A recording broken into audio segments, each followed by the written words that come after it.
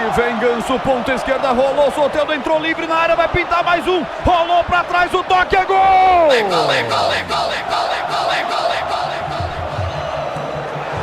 Serna! Gol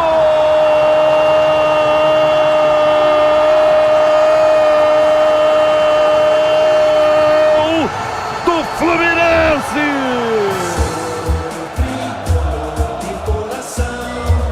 Kevin Serna, o colombiano! Camisa 90, ele não perdoa! Serna marca o 6º gol do Flu. Histórica goleada do Flu sobre o São Paulo no Maracanã. Faz explodir o torcedor tricolor carioca no Maracanã, em todo o planeta, ouvindo a Rádio Bandeirantes na marca de 41. O Ganso é como um vinho, cada vez melhor, cada vez melhor. Ele dá um passe espetacular e contra Soteldo. Ele vai para infiltração sem marcação, é verdade.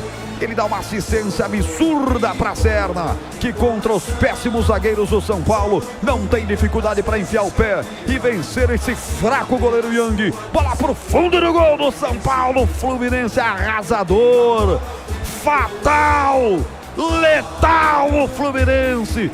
6-0 no São Paulo, Breno Beretta. E o detalhe é que esses dois jogadores entraram com muita vontade. O Soteldo corre muito e o Ganso não precisa nem correr.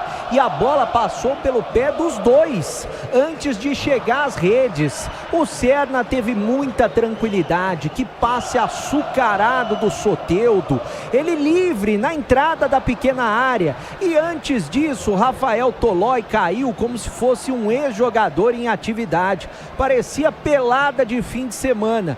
Vira 3 e acaba 6. Agora Fluminense 6, São Paulo 0.